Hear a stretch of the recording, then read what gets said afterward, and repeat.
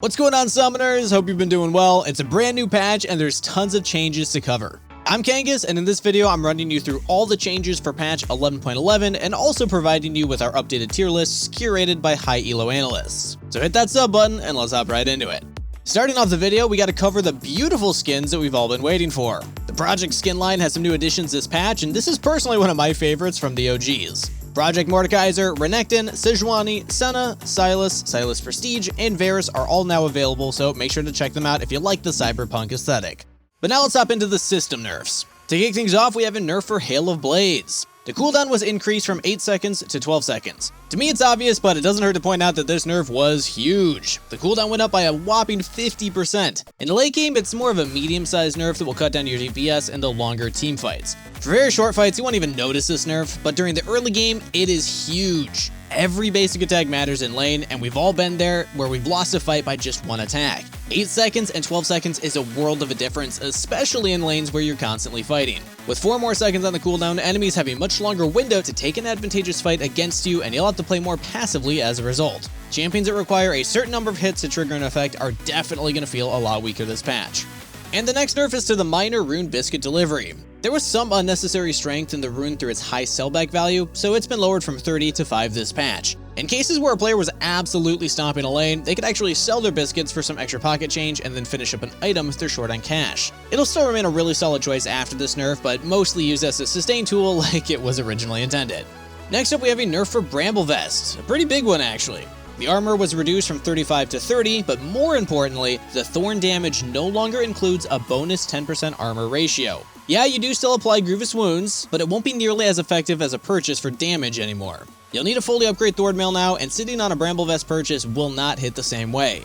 A lot of top tier players have been abusing this for quite a while now, because you didn't need a full Thorn Mail and could access an incredible power spike for really cheap. That said, tanks aren't necessarily weaker this patch, as they got some nice upcoming item buffs as well. Speaking of which, let's move on to the item buffs. We'll get back into the tank items later, but for now, there's actually a lot of important support items to cover. First up, WARDSTONE. That's a name that you probably haven't heard in a while. Simply put, support's got a huge quality of life buff this patch with this one. Stirring WARDSTONE, the first one in previous patches, has just straight up been removed. Instead, you'll immediately purchase a Watchful WARDSTONE, and the stats have also been changed. It'll now provide 150 health and 10 ability haste. However, it no longer increases the maximum number of wards you can place. Overall, this is still a net positive change because it automatically upgrades to a Vigilant WARDSTONE once you reach level 13 and finish your support quest. Vigilant WARDSTONE also now has a new effect. It'll provide 12% bonus AP, ability haste, AD, and bonus health. This change makes it feel a lot less like a wasted slot and much more like a real item. Regardless of what champion you're playing, there's a bonus stat for everyone. Support agency is absolutely moving up this patch. Also, as a side note, just a reminder to everybody out there, support actually is a kind of fun role, and there's not that many on the servers right now, so if you're interested in trying out the role, this is probably going to be a great time to check it out. If you want to learn the ins and outs of the roles, you can also check out ProGuides.com, sign up with one of our challenger coaches who will walk you through exactly what laning phase, mid-game, and late game all look like. Alright, my sales pitch for the support role aside, we do have some more items to cover. Staff of Flowing Water also got a buff. Yeah, I wasn't kidding when I said support agency this patch. The bonus AP granted has gone up from 20 to 40 to 20 to 45. It's not that big, but after nerfs for being OP, the item just felt lackluster. This buff is a gentle one, but it helps serve its main purpose, to help AP carries deal more damage. But ultimately, it's still weaker than when it provided movement speed, but hey, the buffs are welcome. And the same thing applies for Moonstone Renewer. A previously broken item needed some love and it got the attention it deserved this patch. The healing increase per stack went up from 4% to 6%. This also means that the max bonus is up from 20% to 30%. Simple, straightforward buff that increases the healings. And if you're keeping track, this means Moonstone and Staff of Flowing Water got buffed, but not in the ways that they were broken before, so I think that enchanters will overall feel a lot better. Next up are buffs for Divine Sunderer. The Spellblade max health damage is up from 10% to 12%, and the healing from 50 or 30% if you're ranged to 65 or 40% if you're ranged. These are pretty solid buffs, and the item's in a great place at this patch. Not that many top laners build it, but maybe it'll be a great option for specific matchups now. And for the second bruiser itemization buff, we also have Black Cleaver. The armor shred has gone up from 4 to 4.5% per stack, meaning the cap has also been raised from 24% to 27%. It's not a huge buff, but hey, it's a buff nonetheless, and a lot of top laners will benefit from it. And next is Serpent's Fang. The ranged shield reduction has been buffed from 25% to 35%. The previous penalty was just way too steep, and even in cases where it should have been a good purchase, it just wasn't for ranged champions. With this buff, it might be a little better to tech in the right circumstances, but I'm not holding my breath. Next up, we can finally talk about those tank items I promised. Warden's Mail and RANDUIN'S Omen received the same buff this patch. Rock Solid's damage reduction was increased from 0.5% of your maximum health to a flat 5 plus 0.35% of it. In order for this to be a nerf, you need at least 3,333 HP, so basically it's always a buff, especially in lane and early game. Oh, and Frozen Heart also got that same buff, but just better. The attack speed slow has gone up from 50% to 20%, but more importantly, the damage reduction is up from 0.5% max HP health to a flat 10 plus 0.35% HP. This means that you'll need roughly 6,667 HP to make this a nerf. So let's just consider it a strict buff unless you're going off build or playing something crazy like a Sion and Cho'Gath into the late game. Oh, and speaking of health, we also have a very interesting buff to WARMOG'S armor. Instead of requiring 3,000 max HP, you now only need 1,100 bonus HP. WARMOG'S itself provides 800, so as a result, it should be pretty easy to access this bonus regeneration. The current 3,000 HP requirement is a huge gatekeeper, and this buff should make the item a lot more viable as a second or third purchase. Also, as a side note, let's all just take a deep breath and prepare for the eventual tank Soraka top lanes. They're coming. But it's not all buffs, we also do have a nerf to Frostfire Gauntlet. The slow is now 12.5% and scales with 2% of your max HP instead of 4. The range cooldown was also increased from 4 to 6 seconds. Essentially, this is a nerf right at Senna, so she's gonna take a big hit this patch. That's it for the items, so let's move on to champion balance next, beginning with the top lane. Starting off with URGOT, he has been steamrolling through solo queue, especially in low elo. Even after nerfs to Titanic Hydra as well as direct ones to himself, he has not relented. So there's one minor nerf for him this patch. His W's AD ratio went down from 20 to 36% to 20 to 34%. It's such a small buff that we're going to keep him in the S tier for this patch, but hey, if he keeps getting hit with ones like this, eventually he'll fall down. Oh, and also one that I never expected to say, Teemo's getting a buff this patch. His W's cooldown went from 17 to 14 seconds. Remember, top lane mains, you chose suffering when you made that role, and now you're gonna get it. This is a pretty solid buff that is likely intended for higher elo, as he hasn't found much success there this season. Mobility is something that players at higher brackets will always take better advantage of, so good luck out there. For now, we'll leave him in the A tier.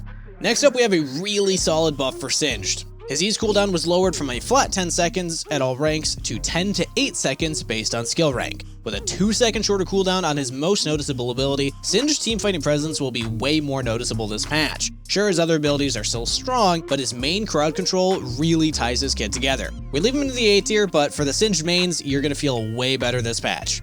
Right now, Kayle is on the border of pushing into the S tier, but we're gonna keep our eye on the top lane meta this patch just to make sure before we make a move. With tanks a bit stronger, Kayle will probably find herself in more farm matchups and have an easier chance to scale up, but we don't want to make that prediction too soon. So keep an eye for a mid-patch update. Also, before we wrap up the top lane, let's go over our question of the day. Overall, do you prefer playing for an early game playstyle or late game, and why? Personally, I'm an early game kind of player. I just like stomping lane and then trying to transition that to other lanes. I play a lot of things like Pantheon and Bard support, but let me know your thoughts in the comments down below. So our OP picks for the top lane are Sett and Shen, followed up by Lee Sin, Maokai, Poppy, Riven, Mordekaiser, Fiora, Urgot, Nocturne, Wukong, Jax, Sylas, Malphite, Garen, Darius, and Gwen in the S tier. Next up in the jungle. So I'm just gonna be honest, this one features a fat set of changes this cycle. First up, Morgana has finally been nerfed. Her Reign of Terror ends this patch, and now we can expect her to be mainly played as a support again. A 64% ban rate last patch in high elo was finally enough to trigger a change. Her W's monster damage has gone down from 185% to 155%. I'm sure you still can play her, but the decreased clear speed hurts a lot, so we moved her down to the A tier as a result. Oh, and another OP jungler was nerfed as well, Lee Sin. His E's cooldown has gone up from 8 to 9 seconds. The previous cooldown was a bit too powerful, and it made Lee's clear speed excessively fast and also a strong duelist. I mean, we even see him played in solo lanes now. He'll remain an OP pick, but there's no doubt that this nerf will do some damage, so maybe he'll have to be dropped down later. And the OP nerfs just keep coming in, as next up we have a nerf for Rumble Jungle. After dominating high elo and having strong presence at international tournaments like MSI, he's up for a big nerf. Rumble's passive bonus damage against monsters has been reduced from 120 to 80. This takes a massive hit on his fast clear speeds, which is one of the most important strengths of the pick right now. The loss of that 40 damage means that Rumble will not be able to blaze through the jungle anymore, especially when it comes to those bigger monsters with the higher maximum health. That 40 loss damage on attacks really adds up. So as a result, we've already moved it down to the B tier. And hey, look at that, right? Just a down with the OP picks this patch. ELISE is next for nerfs. Her Spider Form auto attack AP ratio has gone down from 30% to 20%. This just makes ELISE a lot less snowbally. When ahead, she'll deal a lot less damage than before, and also suffers a slower clear speed. However, her early game pressure remains practically untouched, and there's no doubt that she'll remain strong. For now, we'll keep her in the OP tier. Also, thank the Lord AP Shaco's been nerfed. AP builds have started to appear not only in the support role, which I hate, but also in the jungle, increasing Shaco's agency. His W's damage per AP ratio has gone down from 10 to 9 seconds, and his E's AP ratio has also been reduced from 55 to 50%. Not the biggest nerfs, but hey, I'll take anything at this point. AD Shaco is untouched though, and we expect him to remain in the S tier this patch. For the first time in a while, Graves has actually been in need of one. His AD per level is up from 3 to 4 this patch, and this should help him scale up and become a powerful late game threat like any other marksman. We recently moved him down, and we still think that for now he'll remain in the B tier even after this change. But those flat AD scaling upgrades sometimes buff champions more than we expect, so we'll keep an eye on him.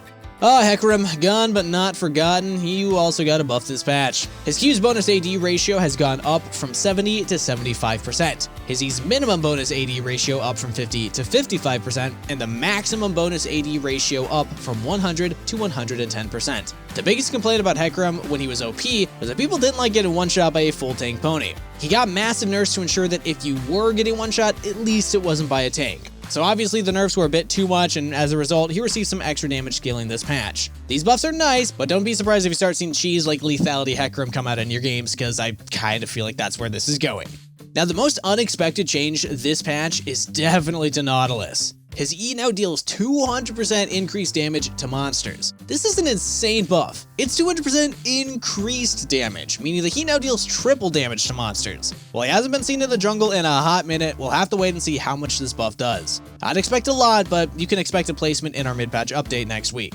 And finally, Master Yi had some power shifted around this patch. His Q's AD ratio is down from 100% to 90%, and his E's damage on hit has gone from 20 to 60 to 30 to 70. This change definitely favors attack speed builds over his previous lethality ones. That means that it's back to see Master Yi hack away and swing his sword non-stop, focused on scaling rather than just lethality. We'll keep him in the A tier this patch. So our OP picks for this patch are Lee Sin and ELISE, followed up by Kha'Zix, Evelynn, Nunu, Ivern, Fiddlesticks, Diana, Shaco, Zac, and Xin Zhao. Although I do want to note that the Halo Blades nerf shouldn't hurt Xin Zhao that much. His ganks are still incredibly impressive, and we think that he'll continue to influence games through jungle pressure rather than just pure damage output. That's it for the jungle, so let's hop into the mid lane next.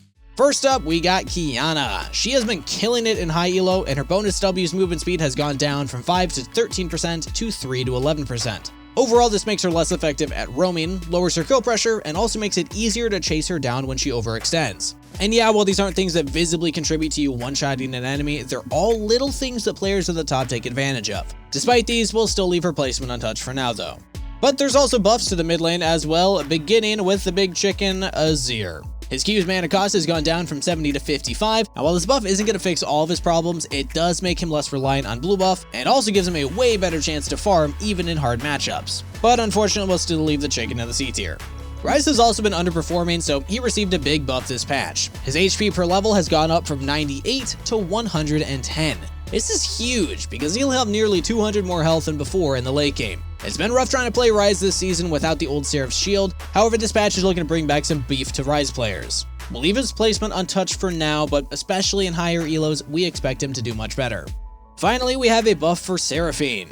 Her W self shield has gone up from 75 to 150 to the new 75 to 225, while her W ally shield has also gone up from 50 to 100 to 50 to 150. Following some major damage nerfs in the past, Riot decided instead to focus more on her utility. We've moved her up to the A tier after this change, as the values on her W went up significantly, so they'll definitely make her more worthwhile of a champion to lock in.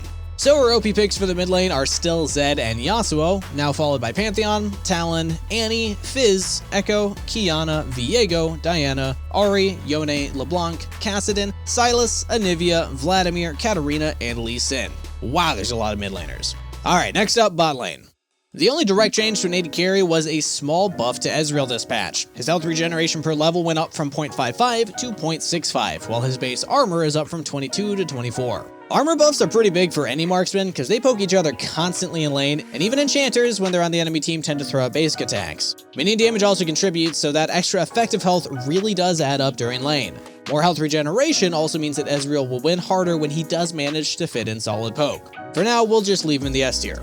There is one change that we need to make to the list, however, as we moved Tristana down from OP to S tier. While she wasn't directly touched, those Halo Blade nerfs suck for her. She loses DPS at all stages of the game, and her E is kinda reliant on the rune. So our OP picks for the bottom lane are Jinx and Samira, now followed by Kai'Sa, Ezreal, Ashe, Vayne, Jhin, Seraphine, Swain, Sivir, and Tristana. Now let's wrap things up with support. Honestly, I was kinda ready to leave this one out, but technically Leona's been nerfed. We wanted more, I wanted more, but hey, here we are. Can't always get what you want. Leona's W was reduced from 60 to 200 damage to 50 to 190. Yep. The good news is that she has less kill pressure than before, technically, but there's no doubt that she'll remain an OP pick moving forward. Senna also received some big changes aside from the direct nerfs to Frostfire Gauntlet. Her health per level was increased from 75 to 82, but the range increase that she gets from collecting 20 souls has actually gone down from 25 to 20. To compensate, her Q's healing now scales with 160% of her lethality. She also got some slight changes to her AP ratios, with her E's bonus movement now including a 0.05% AP scaling. Finally, her R's AP ratio has been increased to 70%. Will AP Senna finally make her presence known on Summoner's Rift? I'm not convinced, but it seems like we're kinda moving in that direction. Regardless, the lethality buff is huge, and players are bound to make their shift away from the old Frostfire Gauntlet. That build was just way too strong because she still dealt solid damage, scaled up, and was also incredibly hard to kill. So we moved her down to the S tier after this change. Our OP picks for supports are Leona, Thresh, and Lulu, followed up by Bard, Morgana, Nautilus, Blitzcrank, Maokai, Zyra, and Senna in the S tier. So that wraps up our patch rundown for patch 11.11. Let me know what you think in the comments down below. Also, make sure to check out the description for a link to join our Discord. Hope to see you in there. We got a great community, and I'd love for you to join. That's it for today, so best of luck on the Rift, everybody. Stay hydrated, and I'll see you next time.